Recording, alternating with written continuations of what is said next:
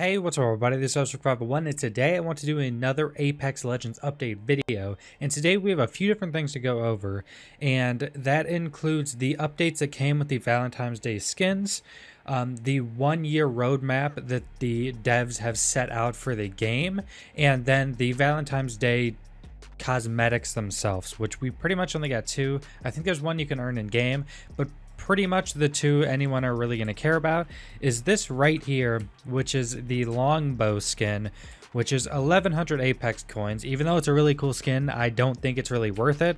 That's $11 for a skin. I do not think it's worth it, even though it is a pretty good looking animated skin. I only have it because I bought the legend or the founders pack and the starters pack, so I have the coins, so I said why not. But it does look like a pretty cool skin. It's all pink. It has like the gold accents, the animated hearts, and then the little robot shooting an arrow on it. So it does look like a pretty cool skin.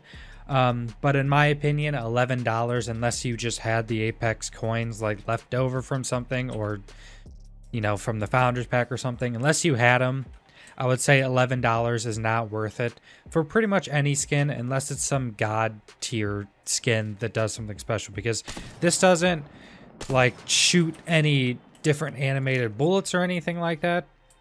Like if you bought a like $20 skin in like League of Legends or something, right, it's gonna have a full new animation kit where all of your abilities do different animations or different colored or something like that.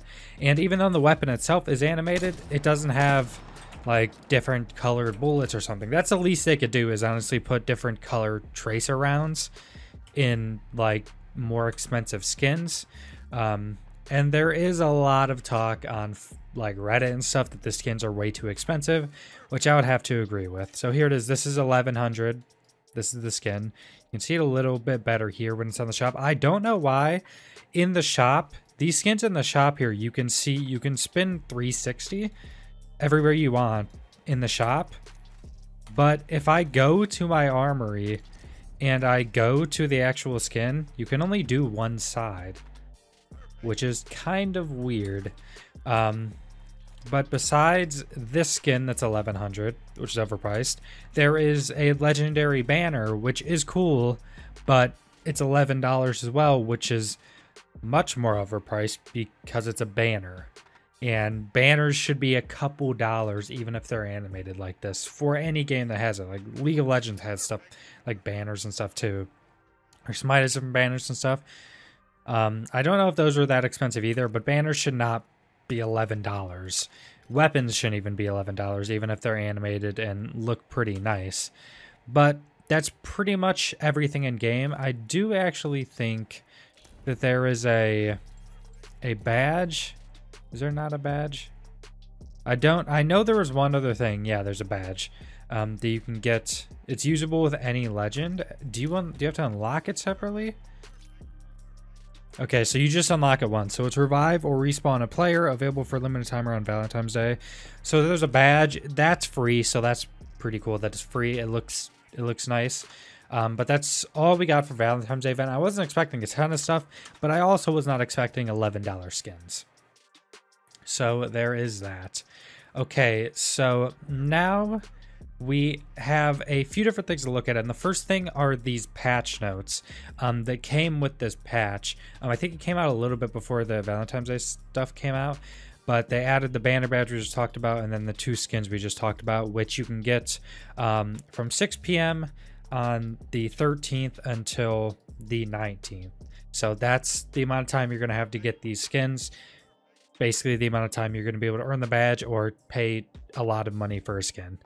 Then we had some just balance tweaks and fixes and stuff, various improvements and tweaks to the UI, extended timeout that was causing players with slower hard drives to crash.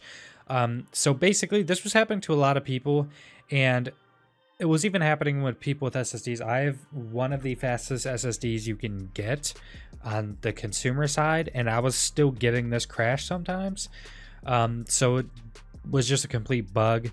Hopefully that's completely fixed. I think people are still getting load crashes to where it would kind of freeze, which would be like a timeout, and then just kick you off the game. Address the number of clients and server stability issues.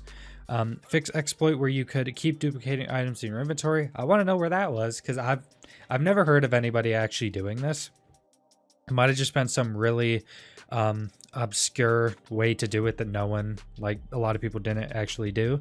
Address a number of stability and performance issues. Fixed issues where players would get a gray screen in the lobby when connecting for the first time. Fix issue where your friends list showing all your friends is offline and unable to party. I was having this issue a ton. I don't know if this was with inside the game or with Origin, because there was both. Origin has this issue a lot where it won't let you connect even though Origin's fine, your internet's fine. Origin just does not seem to be a very good launcher at all. Shortened duration of Bloodhound's Eye, the All-Father clones to remain in the world by 1 second. So what I'm pretty sure this is, when you use his Q, the scan that doesn't that scans a person, say if you're by an enemy and it scans them once, it'll show like their outline, like I think it's yellowish. They're like yellow outline as a player, but that's where they just were when you scanned. It doesn't keep scanning them. So the fact that it's actually a kind of a buff, because even though you see where they just were, if that stays too long, it's just taking up space. You can see it through walls. It's obscuring the screen. You're looking more in that area. It actually does obscure the screen quite a bit, especially when you're fighting. So I would consider this an actual buff, because once you scan, once you see where they just were, you don't need to see it any more than seeing it once right there for that time. And leaving it up longer just obscures the screen more. Arc Star now displays a grenade warning indicator. So basically, if you've gotten a just normal frag grenade thrown at you, you know the grenade indicator, like most FPS games have that grenades. The Arc Star now uses the same thing. They should probably make one that shows it's an Arc Star, but maybe that would be you know, add more complication to the game. But I think they should probably add an Arc Star one that just kind of shows a little Arc Star symbol instead of the normal grenade symbol. Even though it's still, even without the symbol, it's still pretty easy to see the Arc Star. It's glowing blue and making like a ticking noise. King's Canyon addressed a number of bugs with map geo, like holes you could fall through and areas that players could get stuck in, plus a bunch of their polish issues. So just some map changes so people aren't falling through holes. Which I don't think I've ever found one of these holes. PlayStation Plus Play Pack.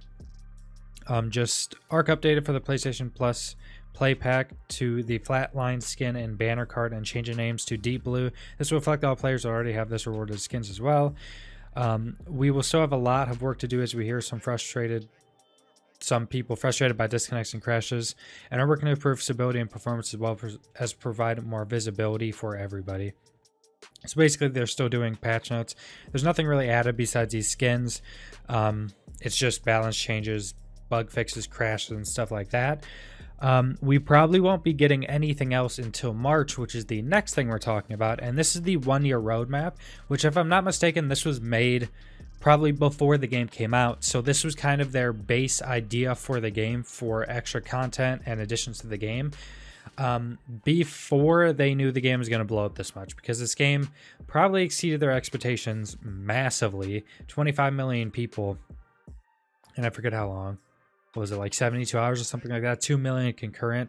Ridiculous. A massive game, which means they're making a lot of money off cosmetics, which mean they want to keep players. They have more money to make new content, and most likely,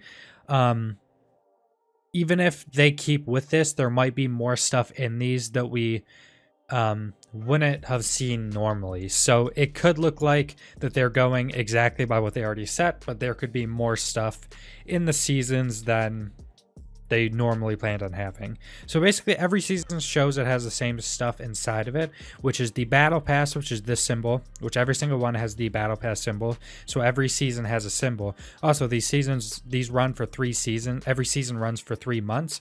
So first, season 1 is March, season 2 is June, season 3 is September, and season 4 is December. So an entire year of their planned content updates. New Legends, which is this symbol, which is shown in all of them as well, which is cool that we're getting new legends. I'm wondering if, because it's plural, if it means every season gets multiple legends, or if it could possibly be 1 legend per season. I would probably like to see multiple legends every season, for the first year at least, because there isn't a ton of legends, there isn't a ton of choice right now, and giving more choice is always good, even though it is kind of harder to balance. But most of the current legends seem decently balanced for the most part, and most of their stuff isn't like game breaking or one person has something that just can destroy everybody, except the airstrikes can sometimes, but usually it's all utility based stuff. So adding more legends is always a good thing. More content, more stuff to play. New legends probably feels like more content more than most stuff. Then we have new weapons, which is shown in every season, which is nice. Don't know why they show the wingman. Maybe this was made before the game came out. I mean, they do show, I guess it's not to, you know, spoil anything. Or it could be that they had other weapons planned for the launch of the game and the wingman got replaced, like got put in for one of them. But it's also Bloodhound here, so who knows. So new weapons every season, that's good. There's also not a lot of weapons in game. There's a decent amount, especially for the start, but they could definitely do with adding some more weapons, which every season we'll be getting them, which is pretty nice. More choice in game. The weapons are pretty unique, so they do fit playstyles a lot more than other games, instead of just having this AR that feels exactly like this AR with a different name and a different look. So that's always good. Then new loot. Now, new loot shows on every symbol, and they do show an in-game, you know, the in-game loot boxes that's in-game that you actually get, you know, your items from, not like skins and bot stuff like that. Showing it like that, I'm assuming this is probably just showing that new skins and new in-game loot is what I'm assuming. They're probably doing it both in one, so they're not saying they're adding new skins, it's just new loot. It's probably new skins, new banners, all that type of cosmetic stuff, and then new in-game items to actually use, like maybe new grenade types, new knockdown shields, I don't know, maybe new armor pieces that do different things, maybe new attachments for new weapons, all that type of stuff most likely will be added as well. Especially with new weapons, most likely they will need new attachments at least at some point. So that's pretty much everything I want to talk over right now.